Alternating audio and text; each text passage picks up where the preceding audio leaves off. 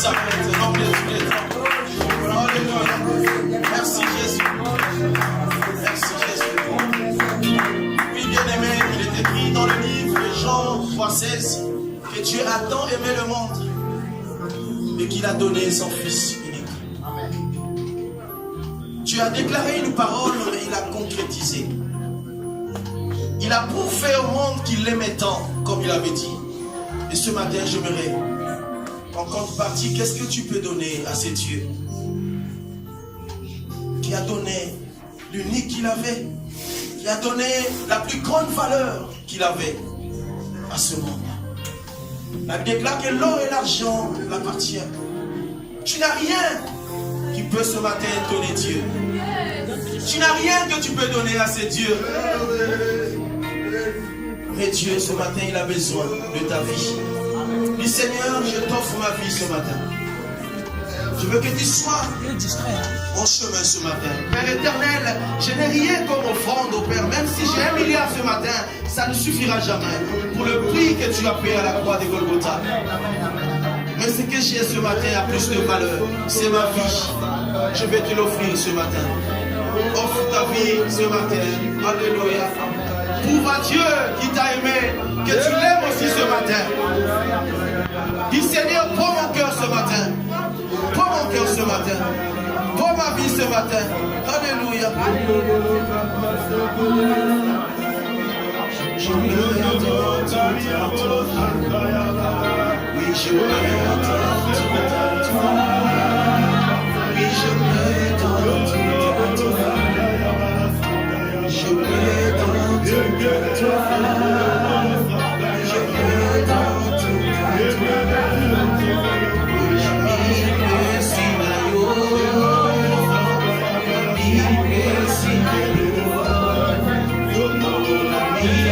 Sinayo,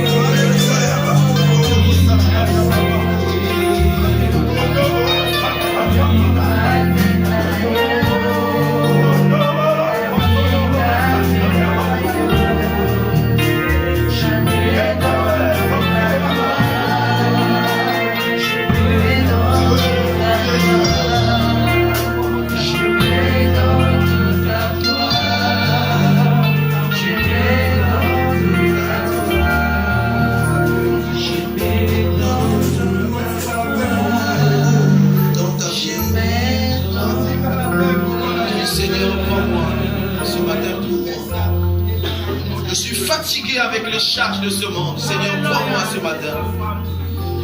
Je suis fatigué avec ce système mondial. Seigneur, prends-moi ce matin. Je vais être dirigé par toi, Jésus. Père éternel, tu déclares dans ta parole que nul ne vient à toi et sortir dans ta présence tel qu'il était rentré.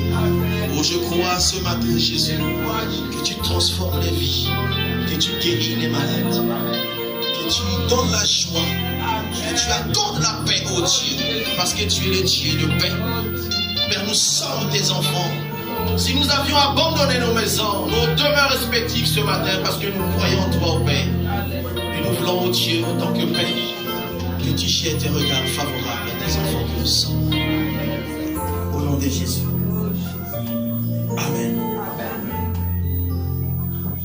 Prenons place.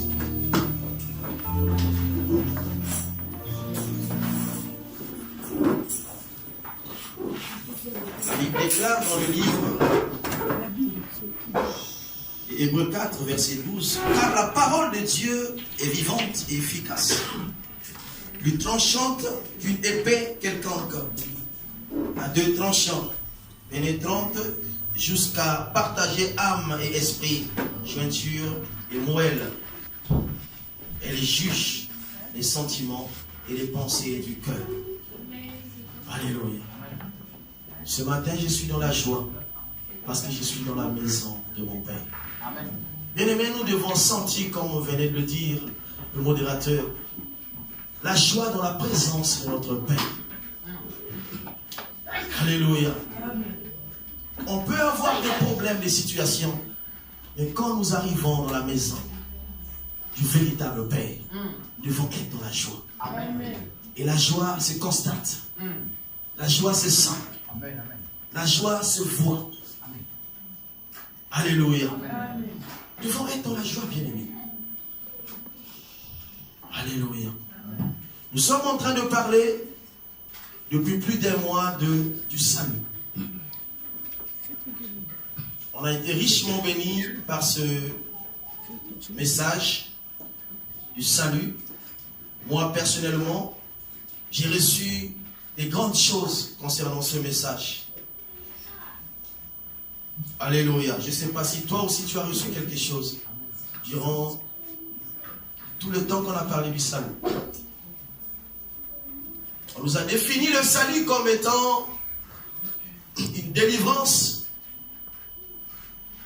un acte salvatrice, un acte où quelqu'un était dans la détresse et que Dieu est venu le chercher dans la détresse. On a décrit le salut comme étant la paix, comme étant une délivrance. Et les hommes de Dieu nous expliquaient comment Dieu est arrivé à sauver le monde. Il a expliqué à partir d'Adam, Adam qui avait livré tout le pouvoir que Dieu lui avait donné. Il a livré en péchant Satan. Et Satan donc avait récupéré toute autorité que l'homme avait. L'homme Adam. Il avait tout entre ses mains. Et l'homme était devenu comme un civil. Alléluia. Vous savez, un policier, quand il est armé, il porte la tenue. Il représente, il symbolise une autorité dans un pays ou dans une ville. Mais quand il est désarmé, il devient comme toi et moi. Donc c'est à peu près comme ça qu'Adam avait légué toute autorité, tout le pouvoir que Dieu lui avait donné. Et depuis ce temps, Dieu a cherché les moyens par son amour, comme il nous a déclaré dans Jean 3,16. Il a tant aimé, il était tellement attaché aux hommes que nous sommes. C'est pourquoi il a donné sa vie. Donc il a cherché les moyens de te récupérer. Alléluia. L'homme de Dieu nous a parlé du salut par le sang et de l'eau. Nous avons vu à la croix comment ça s'est passé. Jésus a dit tout est accompli. Parce que pour prononcer cette parole, il fallait examiner toutes les écritures de la parole de Dieu. En commençant par les prophètes. Parce que l'acte de la croix n'a pas commencé à la croix, ça a commencé depuis avant la création du monde. Et il fallait que toutes ces choses s'accomplissent. afin que ce don donne naissance au salut. Alléluia. Amen. Le salut par le sang le plus précieux de Jésus. Alléluia. Et pendant tout ce temps, nous avions compris la détermination que Dieu avait afin de sauver l'humanité. La compassion, l'amour qu'il portait pour l'homme. Alléluia. Amen. Il a donné sa vie par le moyen de Jésus afin que tu obtiennes le salut. Alléluia. Le salut n'est pas quelque chose qu'on a mérité. Le salut n'est pas quelque chose que l'homme par ses propres efforts pouvait y posséder. Alléluia. Amen. Que personne ne te dise qu'aujourd'hui il mérite le salut. Parce que le salut est un don que Dieu lui-même, depuis avant même que tu sois créé, il avait déjà pris une décision là-dessus. Afin de venir au secours. Parce qu'il le savait. Alléluia. Je crois qu'on a été abondamment nourris sur le salut. Et c'est comme l'homme de Dieu disait le dimanche passé, si on se mettait à poser les questions, je crois que chacun de nous, au moins, pourrait se défendre concernant le salut. Alléluia. Parce que ça fait près de 2 mois qu'on parle du salut. Et ce matin, par la grâce de Dieu, nous allons parler de l'adoption. L'adoption. L'adoption.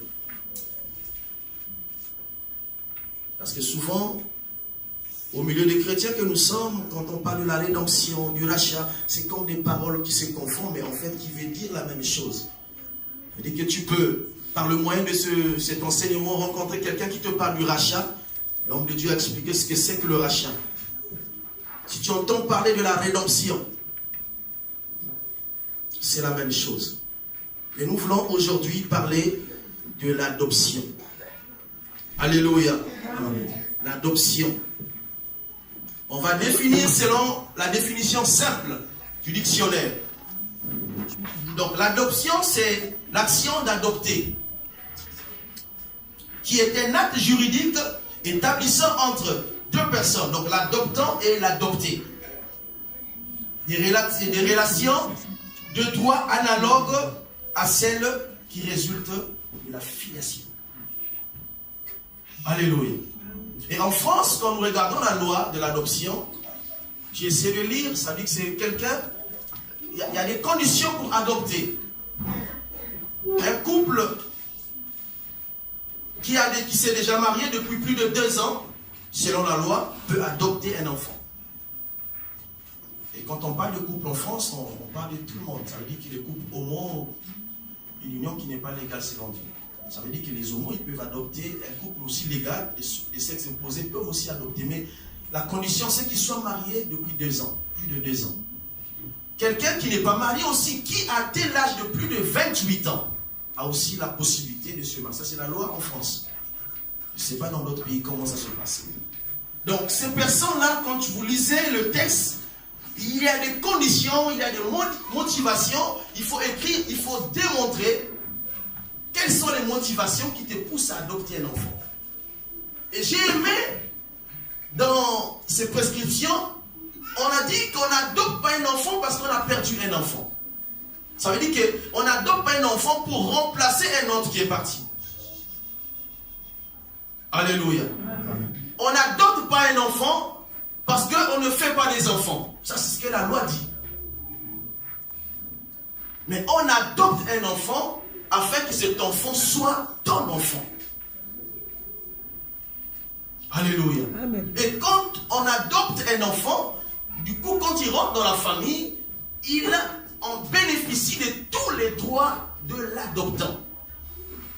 C'est-à-dire que si tu avais des biens, si tu avais tout ce que tu as possédé, cet enfant devenait un enfant légitime.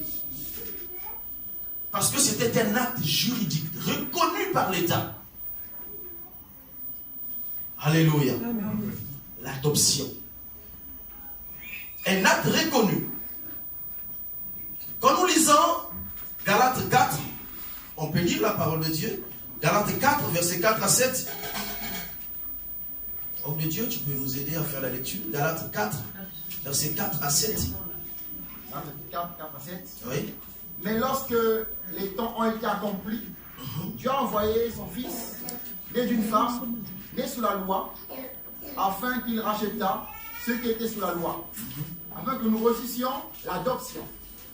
Et parce que vous êtes fils, Dieu a envoyé dans nos cœurs l'esprit de son Fils, lequel crie « Abba Père ». Ainsi, tu n'es plus esclave, mais fils. Tu es fils, tu es aussi héritier par la grâce de Dieu. Amen. Amen. Là, Dieu décrit que nous aussi, on ne pouvait pas être appelés enfants de Dieu sans plutôt passer par cet acte d'adoption. Parce que quand vous lisez la Bible, il est écrit que Dieu n'avait qu'un seul fils, Jésus. Un enfant légal, un enfant biologique ne peut en aucun cas être adopté. Alléluia. Donc il fallait que l'homme aussi, de par la désobéissance, pour le récupérer parce qu'il était sous l'emprise du diable. Il appartenait maintenant au diable. Il fallait l'adopter. Donc il fallait que cet acte soit pris en compte afin que tu retrouves les privilèges que tu avais auparavant. Alléluia. Amen. On se comprend? Alléluia. Amen. Mais dans les Écritures, l'adoption, c'est simplement être enfant de Dieu. L'adoption, quand Dieu adopte un enfant, cet enfant est appelé enfant de Dieu. Je veux qu'on se comprenne bien. Amen. Donc si on me demande, on me pose la question, tu es enfant de Dieu, comment, excusez-moi, comment Dieu peut-il avoir un enfant? Nous le sommes par adoption. Nous sommes appelés enfants de Dieu parce que Dieu nous a adoptés. Alléluia. La Bible déclare dans l'adoption, dans la parole de Dieu, si vous lisez Genèse 15, vous lisez Genèse 48 à partir du verset 1 jusqu'en bas, vous allez comprendre que Dieu est en train de parler par Abraham. Abraham n'avait pas d'enfant, mais il avait adopté un enfant. Quand vous écoutez les requêtes d'Abraham, il dit je m'en vais vers la mort. En fait, il expliquait à Dieu, en fait, il tend vers la mort. Il est déjà grand, il va mourir, mais il n'a pas d'enfant. Parce qu'il savait que cette loi disait que c'est son enfant qui devait porter, qui devait hériter ses biens. Et il présente Eliezer de Damas comme étant l'héritier de sa maison. Ça veut dire que cet homme avait un remords. Il regrettait du fait de ne pas avoir un enfant biologique. Et voyant tous ses biens, il regardait la personne qui devait en bénéficier. Eliezer de Damas. Alléluia. Et tout ça, Dieu nous montre l'exemple afin que nous puissions comprendre de quelle manière il est venu nous racheter, il est venu nous chercher. Et quand nous lisons, toujours dans Genèse 48, l'histoire de Ephraïm et Manassé, la Bible dit dans sa prédestination, il avait arrêté 12 tribus,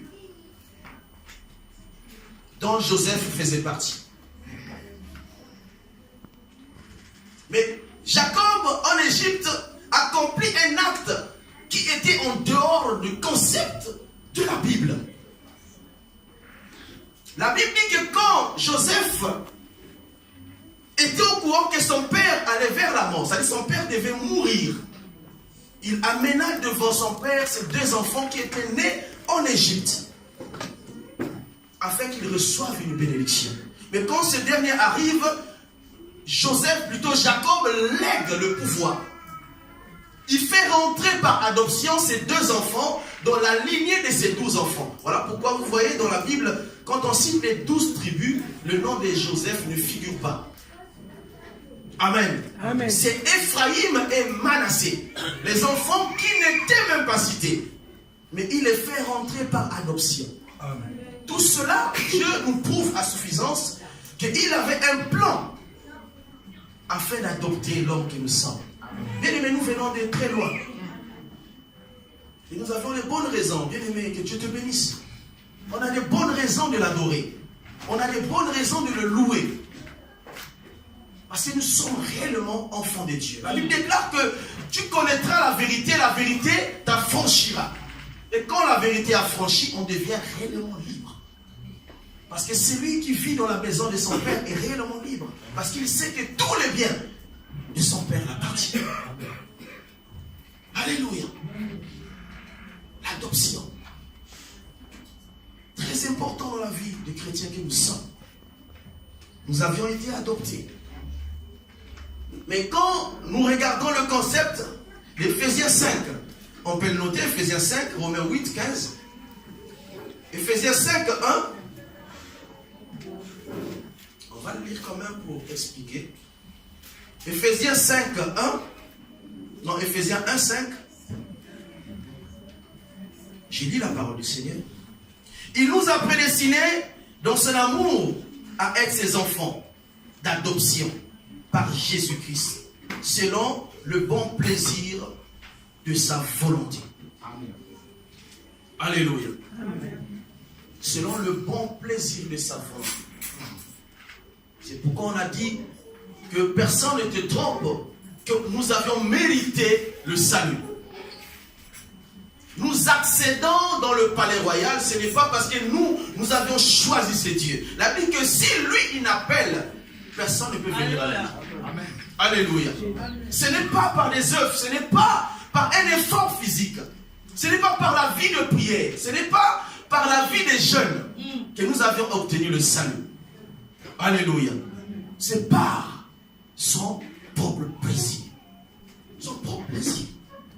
Dieu a regardé, il a vu les hommes et il est venu. Il a regardé là où tu étais, que cet homme ou cette femme tend vers la mort. Et il faut que je le secoue. Il faut secourir afin qu'il ne périsse pas. Amen. Alléluia. La vie éternelle dans le salut. C'est très important, bien aimé, de saisir cette opportunité et de comprendre combien Dieu a tant aimé le monde. Bien aimé, quand il dit il a tant aimé le monde, il dit que les paroles sont limitées. Ça explique beaucoup, ça explique l'engagement de Dieu. Ça explique la détermination de Dieu. Alléluia. Ça explique l'amour énorme et étendu de Dieu. Quand Dieu dit qu'il a tant aimé le monde et qu'il a envoyé son Fils unique. Nous avons vu Abraham. Comment nous l'appelons Père selon la foi. Parce que la foi est venue par Abraham. Pas en tout cas en n'importe quel prophète. Mais la foi est venue en Abraham. Et quand vous regardez l'acte qu'Abraham a fait, en fait la Bible dit que Abraham n'avait pas d'enfant. Légitime selon la parole de Dieu. Parce que selon la parole de Dieu, Dieu lui avait montré une descendance terrestre et une descendance céleste. Mais jusqu'à ce soit 15 ans, cet homme n'a pas d'enfant biologique. Alléluia. Amen. Et c'est là en fait que commencent les plaintes. C'est là parfois que le chrétien commence à trembler quand il est en face d'une situation qui tarde à s'accomplir. Quand il est en face des murs ou d'une montagne qui l'empêche d'aller vers sa destinée. C'est là en fait que beaucoup de chrétiens faillissent. Et cet homme aussi, ayant la chair, a commencé à raisonner comme toi et moi. Ce qui était normal. Parce que l'âge où on ne fait pas des enfants, normalement pour la femme c'est 45 ans plus. Mais Sarah avait, vous voyez, vous lisez, Sarah jusqu'à 90 ans. L'âge de la ménopause. Jusqu'à 90 ans. Oh, quel espoir. Quel désespoir. Pour quelqu'un qui attend un enfant de 18 ans jusqu'à 89 ans. Mais qui n'a pas d'enfant? Alléluia. Amen. Et c'est là que la parole du diable commence à parler au-dedans de la chair et qui s'exprime par le péché. Et vous voyez, cet homme était obligé de faire un enfant illégitime à cause de l'impatience. Alléluia. Amen.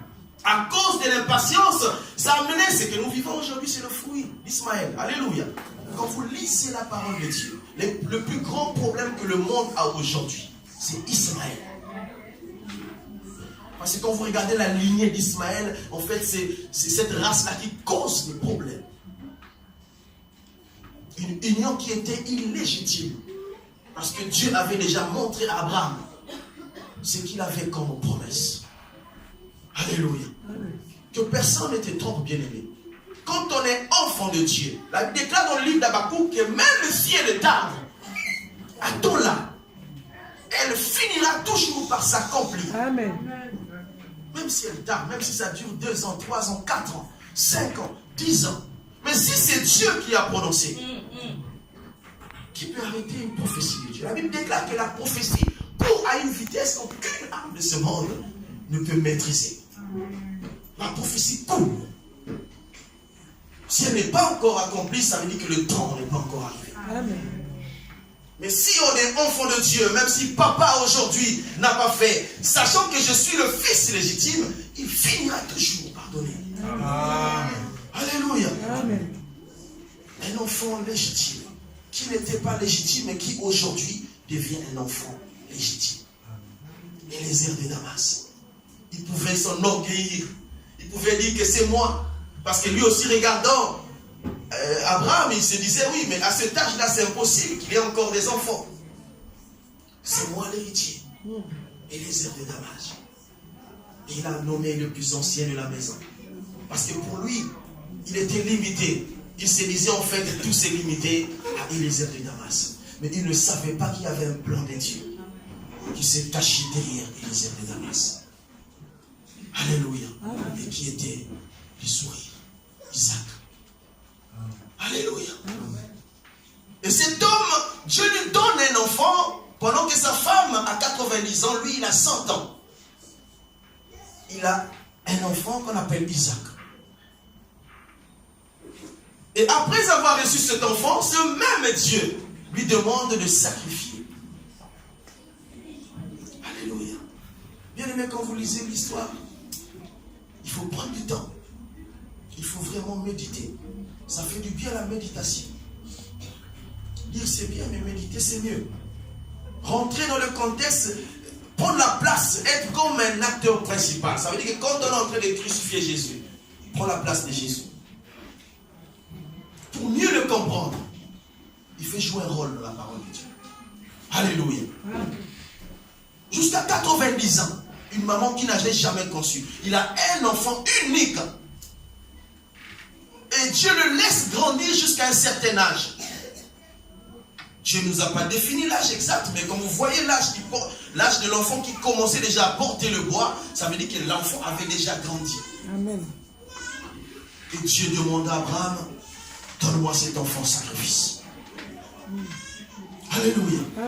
Donne-moi cet enfant sacrifice.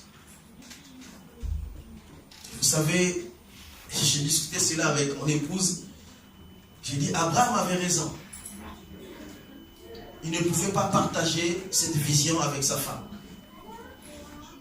Alléluia. Abraham a pris l'enfant Isaac, il l'a amené juste sous la montagne, mon origine.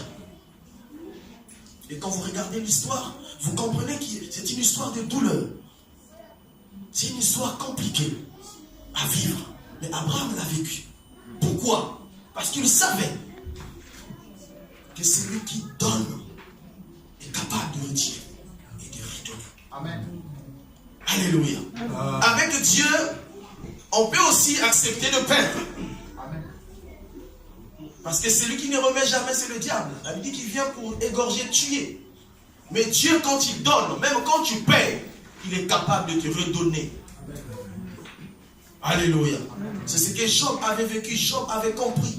Même en perdant tous ses enfants, tous ses biens, il savait que le Rédempteur, qui est le racheté, qui est le Dieu de l'adoption, était capable de lui rendre au-delà de ce qu'il avait. Alléluia. La patience. Alléluia. Oh, le salut. J'aime bien ce message. Et vous savez, Paul, dans ce contexte, il est en train de parler, il est en train d'éclairer les gens qui avaient déjà reçu le Seigneur, mais qui marchaient toujours dans la crainte, qui marchaient toujours dans le doute.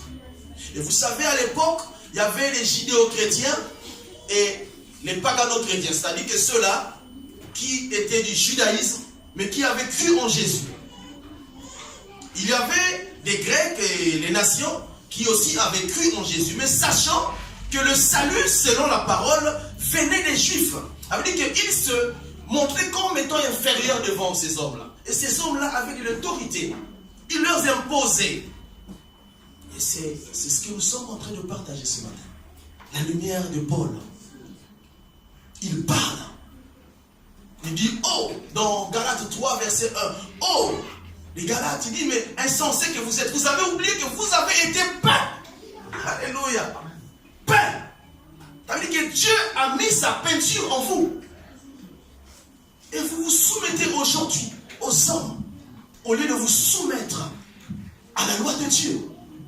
Parce que ces hommes imposaient la circoncision, ils leur imposaient à observer les temps, ils leur imposaient des choses qui étaient encore sous la loi. Alors qu'on vivait au temps de la grâce, Jésus était déjà mort. Alléluia. Jésus est clair. Parce que, voyez-vous que Jésus, il emprunte le langage des Romains. Parce que je vous ai parlé d'Élézer de Damas, je vous ai parlé d'Ephraïm et Manassé, qui était aussi une forme d'adoption. Mais les hommes qui ont pratiqué l'adoption, dans son intégrité, avec zèle, avec preuve, avec détermination, c'était les Romains. Alléluia. Chez les Romains, quand ils adoptaient, en fait, quand vous comprenez même le langage de Paul, quand il dit l'acte des ordonnances, dans Colossiens 2, 14, il dit l'acte des ordonnances a été déchiré. En fait, il rappelle, il utilise le jargon romain. C'est que les Romains faisaient. Quand ils adoptaient un enfant, ils l'amenaient à un lieu public. Il y avait les gens du quartier, il y avait les gens de la ville, et tout le monde était témoin de l'adoption. Et qu'est-ce qui se passait? Les Romains, ils faisaient quoi? Ils prenaient l'ancienne identité de la personne, ils déchiraient. Et ils établissaient une nouvelle identité pour la personne. Ça veut dire qu'ils effaçaient toutes les traces qui étaient liées avec ton père biologique, avec ta mère, avec tes frères et tes sœurs. On annulait tout. Et si vous suivez le langage de Paul, en fait, il parle autant qu'un homme en poussé. Un homme intelligent qui connaissait les stratégies, qui connaissait la loi de toutes les vies, qui connaissait bien ce qui se passait. Alléluia. Tu changes d'identité, tu oublies ta famille. J'ai suivi un film qu'on appelle Racine. Je ne sais pas si vous l'avez suivi. Le trafic triangulaire, ça veut dire que les enfants, les Noirs qu'on prenait de l'Afrique, on les amenait aux États-Unis. Et puis là-bas, il se passait quelque chose. Ça veut dire que le but était d'effacer les origines. Et nous voyons aujourd'hui à des îles, tu te poses une question, j'ai parlé avec un Comorien, on ne se souvient de rien du tout. D'où nous venons. Et c'est le travail qu'il y a eu à faire. On donne la filiation, on changeait des noms, on faisait des tests que tu oublies, afin que tu les appartiennes. Et c'est ce que les Romains faisaient. Alléluia. Bien aimé, quand tu acceptes Jésus, je ne sais pas quel mot je vais emprunter pour t'expliquer. Quand tu acceptes Jésus, la Bible déclare que tu deviens une nouvelle créature. Mais ce n'est pas tout. En fait, l'expression grecque utilise le mot quoi? Hypostase.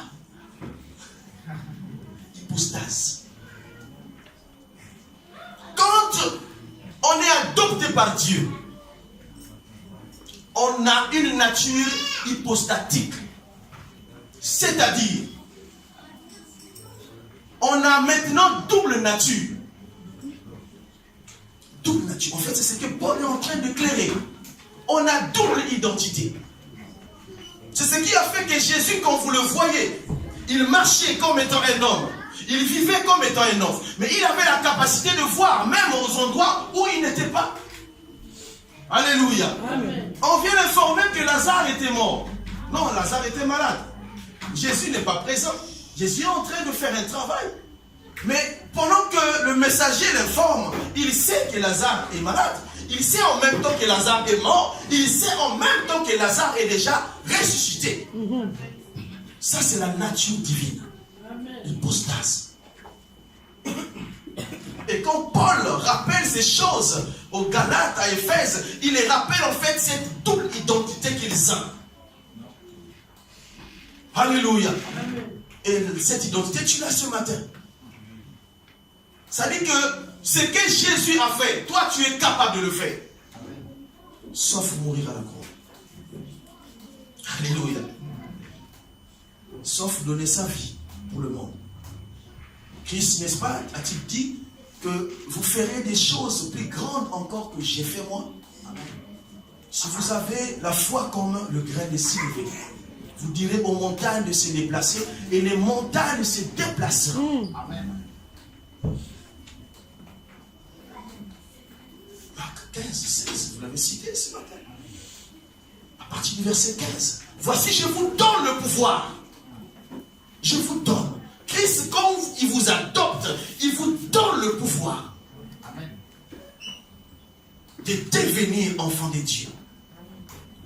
Et nous sommes, cette fois-ci, enfants adoptifs de Dieu, héritiers de Dieu et co-héritiers en Jésus. Waouh! Héritiers en Dieu et co-héritiers en Jésus. Ça veut dire que nous bénéficions de tous les droits qui se trouvent dans la maison de Dieu. Et puisque le Fils unique de Dieu, c'est Jésus. Et comme Jésus est là comme fils aîné, tu rentres dans la famille, tu fais comme Jésus. Amen. Tu fais comme Jésus. Co-héritier en Jésus. On n'est pas co-héritier en Dieu, mais on est co-héritier en Jésus. Mais on est héritier en Dieu. Alléluia. Amen. Dans ce contexte, Jésus devient le fils aîné, plutôt le grand frère aîné. Amen. C'est lui qu'on doit respecter. Mais on a les mêmes droits. Ça veut dire que là où tu es, en face d'une situation, tu peux fermer les yeux. Alléluia. Oh Jésus. Non, il faut qu'on reconnaisse ce que nous sommes réellement. Alléluia. Qu'on reconnaisse ce que nous sommes réellement. Vous savez, quand on ne connaît pas Dieu, on est esclave. On est esclave. On va mentionner.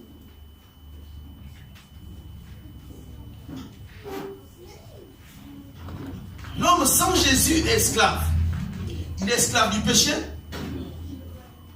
C'est dans Romains 6, verset 6. Il est esclave du péché, c'est dans Jean 8, 34. Quiconque se livre au péché est esclave du péché. Alléluia. Amen. Quand l'homme n'a pas dit Jésus, il est esclave de ce monde. Et c'est là qu'il souligne que vous observez les lunes dans Galates 4, de 9 à 10, en fait, il révèle aux habitants de Galates qu'on vous impose à observer les lois, qui étaient les temps, les jours, tout ce qui était les rites de la loi, alors que vous n'êtes plus sous la loi. Et quand vous n'avez pas Jésus, vous êtes soumis à un système comme aujourd'hui. On a parlé du système mondial. Ça veut dire qu'on peut avorter. Avorter, au moins, c'est un peu plus péché, parce que ça ne sonne pas bien. Et on peut arrêter la fécondité. Ça veut dire que mettre, je ne sais pas comment vous appelez ça dans le corps, afin qu'on ne puisse plus mettre au monde. Bien aimé, moi, je l'ai toujours dit. Et avorter et arrêter la fécondité de Dieu, c'est la même chose. Parce que c'est lutter contre la volonté. Et ça, c'est ce que le système aujourd'hui nous impose. Et c'est ce que Paul était en train de parler. Le monde impose même une façon de s'habiller. Et il vous impose. Vous partez, vous achetez ce que le monde vous propose. Alors que vous êtes enfant de Dieu. Vous avez l'esprit de discernement. De voir ce qui est bon, de discerner ce qui est bon et ce qui est mauvais. Alléluia. On oublie ce que nous sommes. Alléluia. Aujourd'hui, on parle du divorce. Parce que le monde a établi tellement de bénéfices en faveur de ces femmes. qui en vivant seul peut en bénéficier. Les femmes, ils choisissent de vivre seul. Parce qu'en vivant seul, on a tel et tel avantage. C'est le monde, bien-aimé. Celui qui a reçu le Seigneur, il ne voit plus ces choses comme étant un gain. Elle me dit que Paul a dit, tout ce que je vois, tout ce que j'ai fait dans ma vie, je ne vois plus cela un gain, mais une perte. Amen. Son bénéfice était de demeurer dans la parole de Dieu. Alléluia. Vivre l'adoption, c'est avoir double identité. Avoir la nature qui peut opérer dans le monde spirituel. Et avoir la nature. Ça veut dire que tu peux être fils d'eux, mais tu n'es pas en réalité fils d'eux. Il peut y avoir quelque chose dans la famille, mais toi, autant que porteur d'une identité céleste, ces choses ne peuvent pas t'atteindre. Parce que tu es mystique, tu es compliqué. Alléluia. Tu vis sur la terre. Voilà pourquoi il a dit que vous êtes dans le monde, mais vous n'êtes pas du monde. Il faut faire attention de ce que tu es. Tu ne peux pas le voir. On a donné un exemple la fois passée entre Élisée et son serviteur qui ne regardait pas ce qui se passait autour de lui. Mais que Dieu a ouvert les yeux. Et quand tu l'as regardé, les chars, il a dit waouh. Bien-aimé, si Dieu t'ouvre les yeux, que tu regardes, c'est que tu ne considères pas, tu diras, mais c'est pas possible. C'est Dieu, il est merveilleux. Tu vas commencer à changer dans ta manière d'adorer le Seigneur. Amen. Dans ta manière de louer le Seigneur. Amen. Même dans ta prière, tu vas changer. Amen. Parce que quand quelqu'un fait du bien, l'homme, généralement, a toujours la nature de revenir dire merci. Alléluia. Donc, l'homme sans Jésus est esclave du monde, il était aussi esclave des hommes. Aujourd'hui encore, nous le voyons. Ces hommes qui, quand un autre homme ne décide pas, il ne peut rien faire. Alléluia. Et on voit même les chrétiens qui, derrière ceux qui ne sont pas chrétiens, qui ne font même pas part de cette rédemption et de cette adoption, mais qui obéissent dans la totalité de tout ce que les autres disent. Si tu n'as rien dit, il ne fait rien. Alléluia. Alors que la Bible déclare qu'il a donné l'esprit de... Tu as reçu un esprit. Alléluia. Un esprit. Et cet esprit-là en toi n'est pas pour rester tranquille. Cet esprit-là en toi est pour faire l'œuvre de Dieu. Amen. Pour faire quelque chose. Amen, amen, amen. Alléluia. Ça veut dire que ce que l'autre a fait, tu peux le faire, tu peux aussi faire au-delà de ce qu'il a fait. Et Paul dit que celui qui n'a pas Jésus est esclave des hommes. Et non seulement esclave des hommes, il dit que celui qui n'a pas Jésus est esclave de Satan. Alléluia. Il y a une femme qui était courbée depuis 18 ans. Il ne pouvait pas se relever. Parce que la Bible dit qu'il y avait des esprits que le diable lui avait imposés. Elle était esclave du diable. Alléluia. Dans Luc 13, verset 11. Cette femme, pendant 18 ans, elle était comme ça. Elle ne regardait que la terre. Parce que le diable lui avait imposé ces choses. Alléluia. Amen. Mais quand tu viens dans le Seigneur, même avec ces choses, quand tu es adopté, voilà pourquoi il dit dans Colossiens, l'acte des ordonnances qui te condamne. Amen, amen. Un acte que tu avais signé. Donc Dieu nous a expliqué du pacte qu'Adam avait fait avec le diable. Du deal qu'Adam avait fait avec le diable. Alléluia. Ce acte-là est en valeur jusqu'à ce que, et plutôt prend fin jusqu'à ce que tu acceptes Jésus comme Seigneur et Sauveur. C'est dans ces jours-là que Dieu il commence à déchirer. Tant que tu n'as pas reçu le Seigneur Jésus, ce acte n'est pas encore déchiré. Voilà pourquoi nous regardons les hommes et les femmes qui vivent dans l'église, qui vivent la vie de Dieu, mais qui sont toujours attachés au péché, qui sont toujours attachés à la chair, parce qu'ils ne se sont pas encore donnés réellement au Seigneur.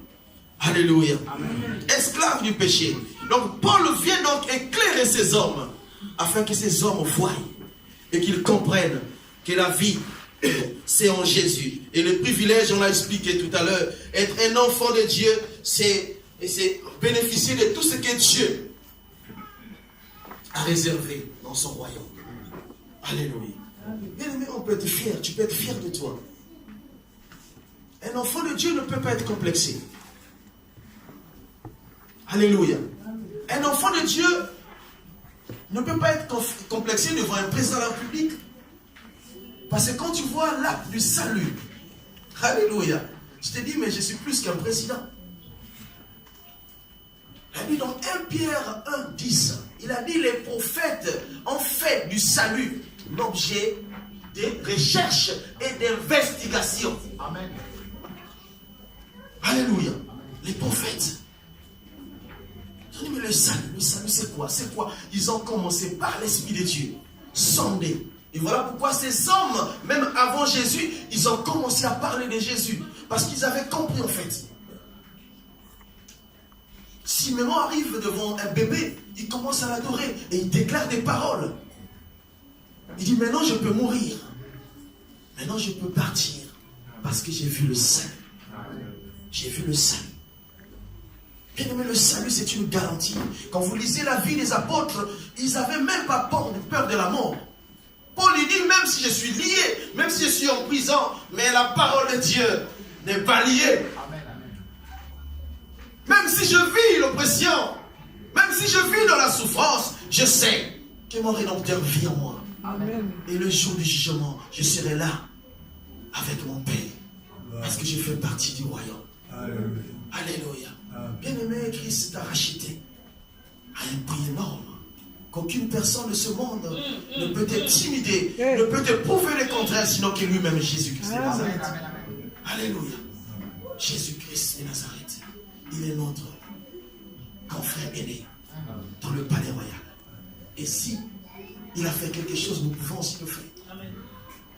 Alléluia. Parce que lui, le Fils de Dieu. Alléluia.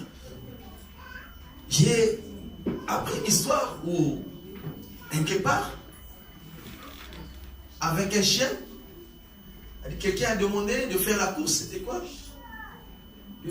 C'était C'était les scientifiques. En fait, ils voulaient tester la vitesse. Vous savez que le guépard, c'est lui qui court vite. Et ils ont mis un chien, ils ont mis un guépard, ils ont dit courir. Ils ont mis un point d'arrivée. Le chien a couru, il est arrivé. Le guépard a dit, je ne cours pas. Il est resté sur place. Le chien est revenu, on a posé la question au guépard, mais pourquoi tu ne cours pas? Il dit, mais je ne peux pas courir. Ce n'est pas mon niveau. Alléluia. Vous savez, il y a d'autres choses qu'on nous présente dans la vie. Quelqu'un qui se connaît. Vous savez, il y a des gens, tu peux parler, il ne répond pas. Parce qu'il trouve que ce que tu dis, en fait, c'est les diminuer. Ce n'est pas à son niveau, en fait. Il n'est pas adapté à ce genre de langage. Et d'autres personnes trouvent que c'est des... Non, ils trouvent que s'il se mêle dans ce que tu dis, en fait, tu es en train de le réduire.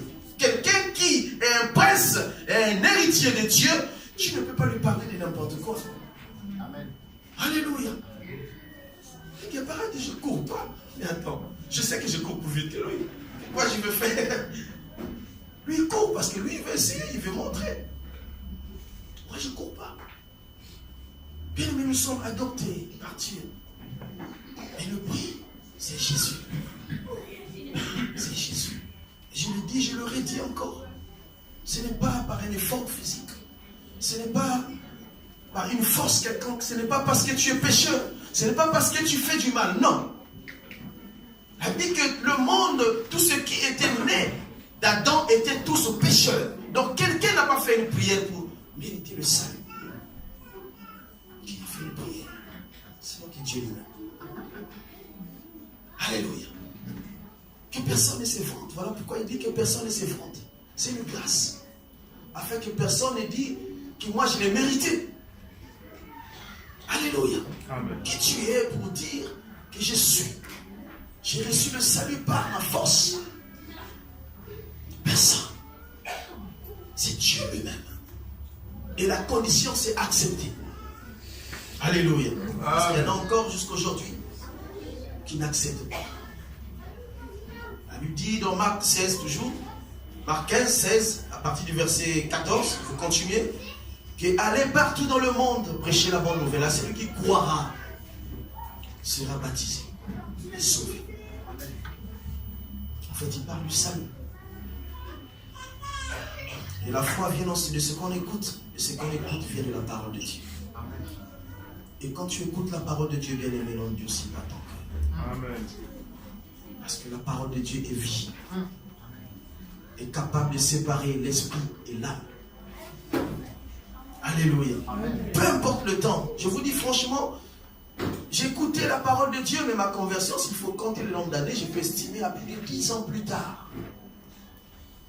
Et la sémence que les hommes de Dieu ont mis en moi a commencé à parler, jusqu'à ce que de moi-même, j'ai décidé de suivre Jésus. Alléluia.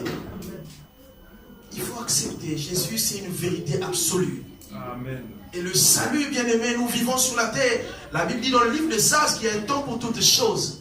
Tu es heureux ce matin parce que tu as tout ce qu'il faut, peut-être. Mais n'oublie pas qu'un jour, la mort t'attend. N'oublie pas qu'un jour, tu finiras par partir. Alléluia. Je suis en train de regarder ces jours. L'homme qu'on a prié tout à l'heure, c'est mon grand frère en fait, que j'aimais beaucoup, que j'aime beaucoup. Mais quand je le vois aujourd'hui, je me dis, oh tiens, il ne parle pas depuis 4 jours. Il ne mange pas depuis 4 jours. Une main paralysée, un pied paralysé. Aucun mouvement, les yeux fermés. Et quand je le regarde avec l'image où l'homme parlait, qu'est-ce qu'il était? Je dis, oh, mais c'est terrible. Et si l'homme pouvait saisir cette opportunité et accepter que même après la mort, c'est la garantie d'être enfant adoptif. Alléluia. Que même après la mort, il y a une vie qui continue. Il y a une vie qui continue, bien aimé. Vouloir ou non, il y a une vie, parce qu'un esprit ne meurt jamais. Un esprit ne meurt pas. Alléluia. Nous sommes conduits par les désirs de la chair, parce que nous sommes sur la terre. Et nous laissons la chair nous dominer, parce que nous sommes sur la terre, mais l'esprit n'a pas comme demeure la terre. Un jour, Dieu t'appellera en jugement. Et tu vivras la vie de Dieu. Il y a une illustration que Dieu fait entre le mauvais riche et le pauvre Lazare. Alléluia. 2 personnes qui vivaient sur la terre. L'autre était riche et qui mangeait tout ce qui était bien. Et le pauvre, il se nourrissait en fait des miettes que le riche mangeait. Et la Bible dit qu'un jour est arrivé où les deux sont morts. L'autre il est parti dans les seins d'Abraham et l'autre encore dans l'enfer. Et quand nous regardons les détails, la vision que cet homme qui était dans l'enfer, c'est regrettable. Alléluia. Amen. Elle dit que cet homme demande au pauvre Lazare de mettre son doigt dans un verre d'eau et de lui donner le fils d'une goutte d'eau. Parce que l'endroit où il vivait était pénible. Alléluia.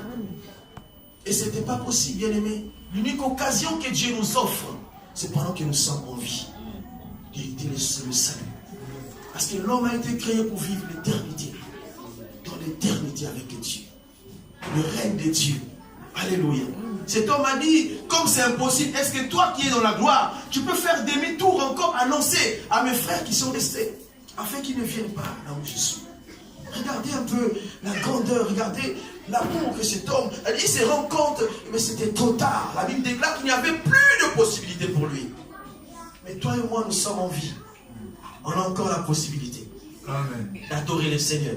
Amen. On a encore la possibilité de louer le Seigneur. Amen. On a encore la possibilité de mener une vie de sanctification. Amen. Une vie de crainte. Amen. Alléluia. Il faut qu'on sépare le bien et le mal.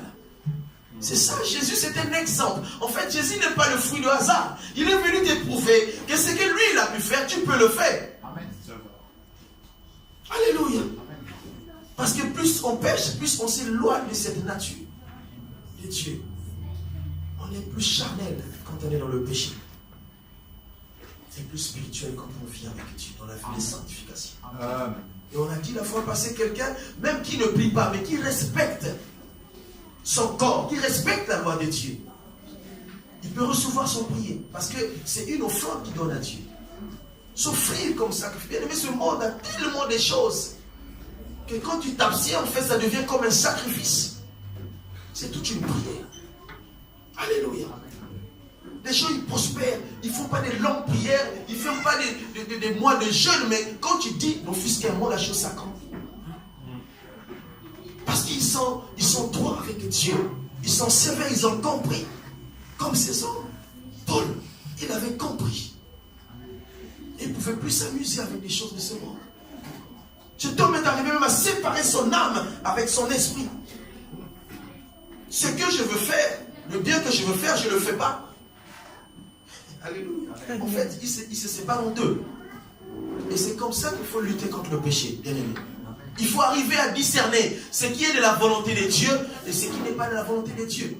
Il veut faire le bien, l'esprit qui veut faire le bien, il ne le fait pas. Mais le mal qu'il ne veut pas faire, il le fait. Alors il fait quoi? Il sépare.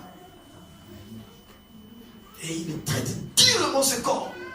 Parce que ce corps est devenu comme un adversaire pour lui, comme un ennemi numéro 1 pour lui, qui veut l'amener en enfer alors qu'il ne veut pas aller en enfer. Alléluia. Amen.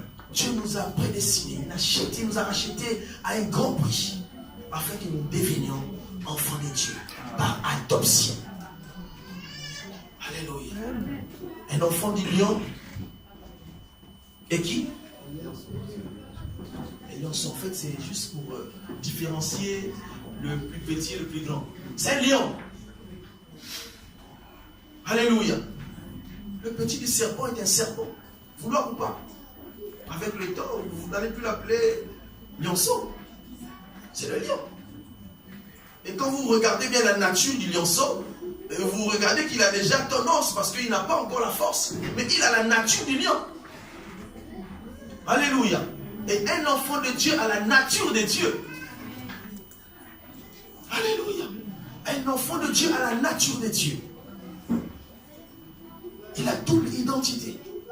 Il vit sur la terre, mais en même temps il est dans le ciel. Capable de fermer les yeux, regarder ce qui se passe à Paris. Voyez-vous même les sorciers, mais les sorciers ne sont pas super-héros chrétiens. Les magiciens ne sont pas super-héros chrétiens. Ils n'ont pris qu'une portion de Dieu, et c'est avec ça qu'ils travaillent. Le diable n'a rien créé. Alléluia. Jésus était comme ça. Il opère ici, en même temps il opère à Paris, en même temps il opère à Monaco, en même temps il opère à Lyon. Jésus de Nazareth. Tu n'as pas parlé, mais il sait ce que tu dis. Il dit qu'il sachant qu'il disait des choses, même, il savait qu'il ne les disait pas pour le faire plaisir, mais pour le confondre. Et donc même toutes ses réponses, il les répondait dans l'omniscience. Alléluia. Il dit qu'il était capable de sonder un cœur en te regardant. Il sait que tu dis la vérité, mais tu ne dis pas la vérité. Et c'est ça la dimension de l'hypostase. Avoir la nature hypostatique. Double nature. Sur la terre, mais en même temps dans le ciel. Parce que tout se passe dans le ciel. Alléluia. Amen. Nous nous mettons debout. N'oubliez pas que nous sommes la race des élus. Ce que Dieu a prédestiné, il a choisi lui-même afin de vivre sa gloire. Nous allons faire une prière. Nous allons dire à Dieu merci pour le salut. Merci pour l'acte de la croix. Merci de m'avoir choisi moi. Merci d'avoir jeté un regard favorable. Maintenant j'ai compris ce que je suis. J'ai compris l'identité que je porte ce matin. Et je refuse tout ce qui ne vient pas de toi. Je refuse tout homme qui m'adresse des paroles ou des messages qui ne viennent pas de toi. Je vais vivre ta vie. Élève ta voix. Dis au Seigneur, je vais vivre ta vie. Alléluia. Je me donne tout à toi. Je me donne tout à toi. Alléluia. Et je me donne tout à toi. Je me donne tout à toi. Oui, je me donne tout à toi. Je me donne tout à toi. Je me donne tout à toi. Je me donne tout à toi. Oui, je me donne tout à toi. Je me donne tout à toi. I give myself away. I give myself away. I give myself away. I give myself away. Give myself away. I give myself away. Give myself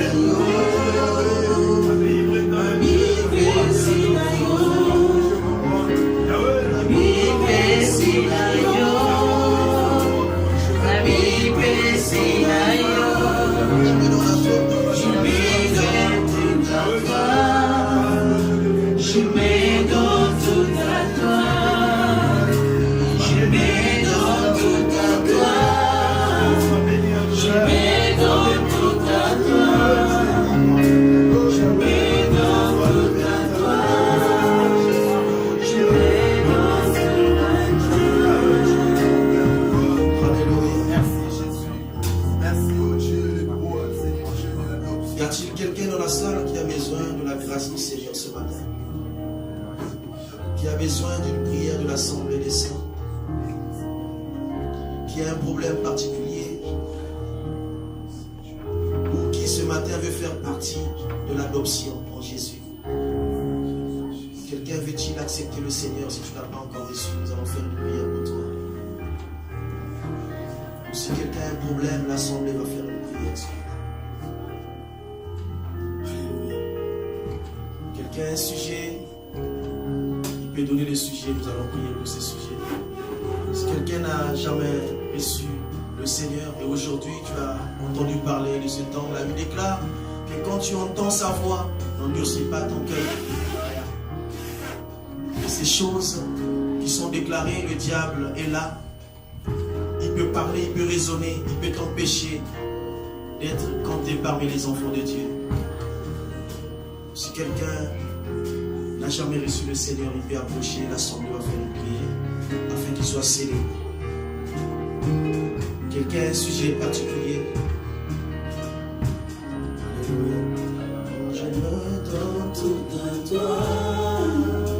Je me donne tout à toi. Je me donne tout à toi. Je me donne tout à toi.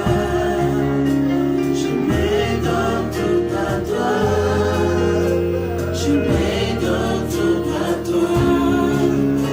Je me donne tout à toi. Je me donne tout à toi. I give myself away. I give myself away. I give myself away. I give myself away. La Bible si la yo. La Bible si la yo. La Bible si la yo. La Bible si la yo. L'Assemblée va élever sa voix, il va prier pour ce frère qui est hospitalisé depuis 4 jours, qui ne parle pas, qui ne mange pas et qui a gardé ses yeux fermés. Nous qui avons compris, c'est Dieu, l'adoption ce matin. Dieu veut que tu parles en faveur de ce frère qui est à l'hôpital. La Bible déclare qu'un jour Jésus a visité la belle-mère de Pierre. Et quand il arrive dans sa maison, sa belle-mère faisait une forte fièvre. Et la Bible dit que Jésus imposa ses mains sur la tête de la belle-mère de Pierre. Et la fièvre la quitta à l'instant même. Alléluia.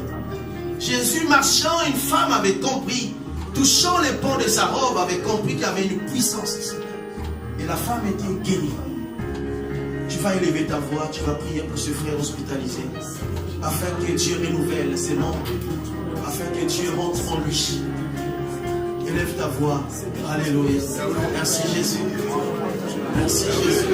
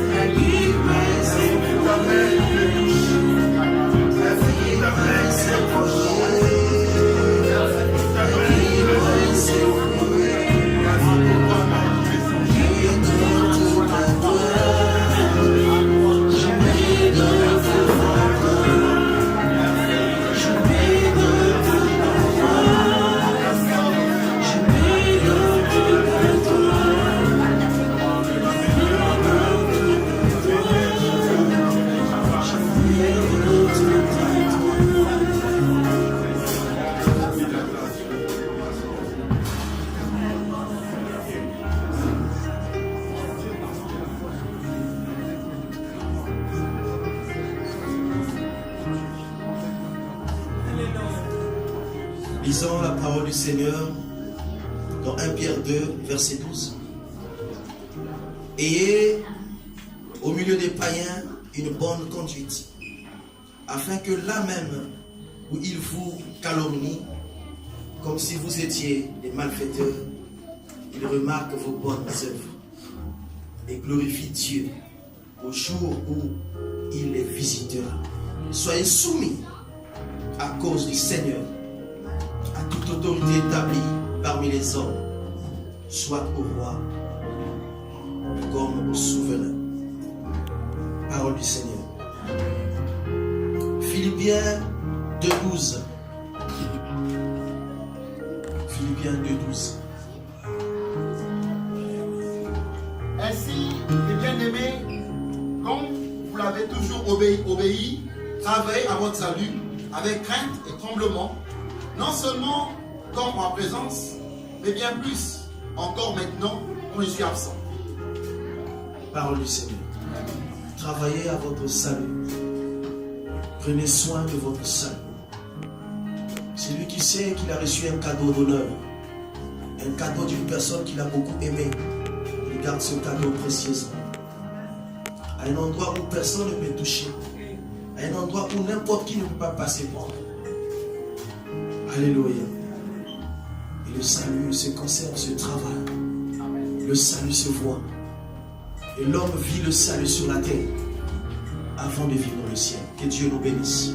Acclamons pour le Seigneur.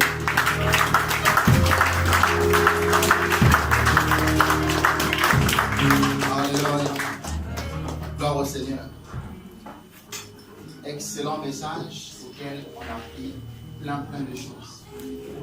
Et nous remercions Dieu pour ce message et le salut. Nous avons une double identité, né d'eux, fils d'eux, mais aussi enfant de Dieu. Quelle grâce. En tout cas, ça, je le garde. En plus, c'est un privilège, vous savez. Pour plusieurs, être français, c'est une grâce. Congolais, Américains, Camerounais, Ivoiriens, je sais, c'est une grâce. Mais, pasteur, serviteur, je te bénisse, je ne suis pas, mais je suis enfant de Dieu, frère. Ça, c'est bien ça. Double identité. Enfant de Dieu en plus. Que dire de plus? Enfant de Dieu. Français, enfant de Dieu. Ivoirien, enfant de Dieu. Enfant de l'identité. Quelle grâce. Est-ce qu'on parle là? Acclamez le roi de notre parole. C'est merveilleux. Oh Jésus.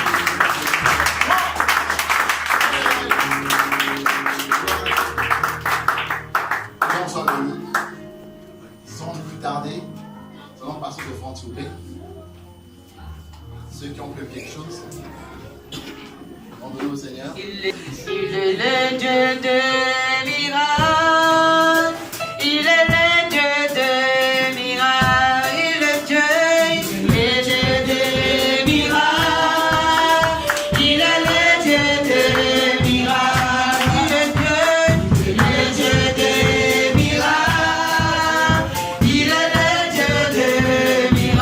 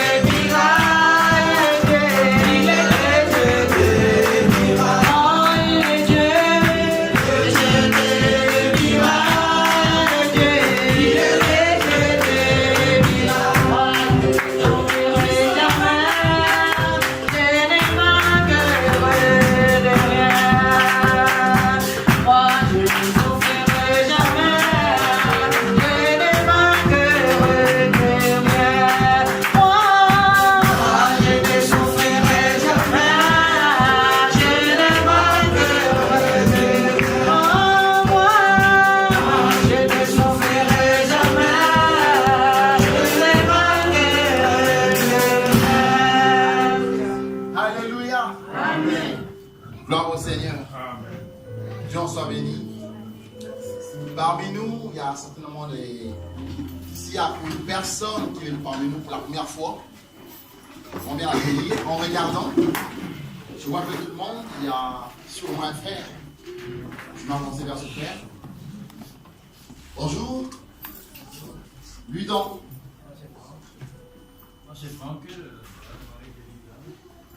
Enchanté.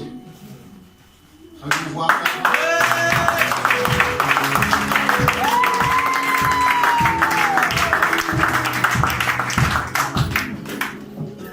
Alléluia.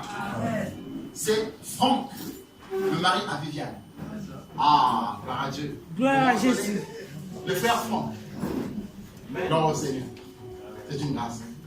Après le but, je vous donnerai quelques minutes ensemble, 3 ou 4 minutes. Nous parlerons.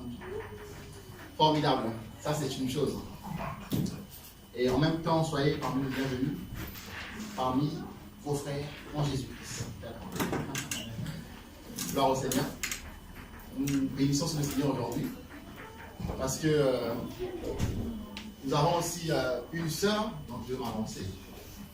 Parce qu'on connaît les textes, on les connaît plus ou moins, sans j'ai fait les reprendre les textes. Lui donc, vous. C'est Eunice. Nice. Eunice. Ah d'accord, ah d'accord.